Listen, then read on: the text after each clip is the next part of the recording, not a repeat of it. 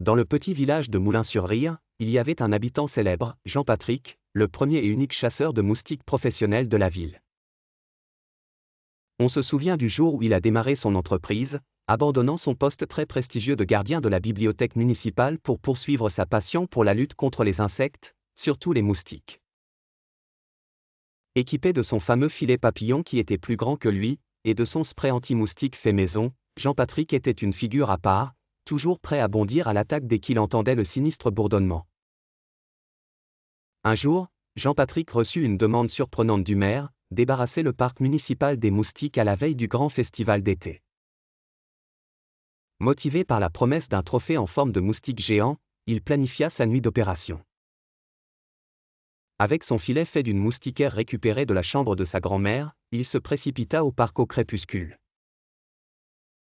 Imaginez la scène, Jean-Patrick, dans sa combinaison anti-moustique style Spider-Man, bondissant de banc en banc, exécuta une chorégraphie complexe tout en pulvérisant son anti-moustique aux agrumes.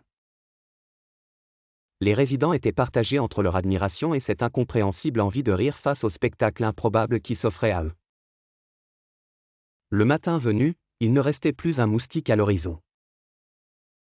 Jean-Patrick était devenu le héros de Moulins-sur-Rire, acclamé par une parade improvisée où il reçut son trophée non sans verser une larme d'émotion.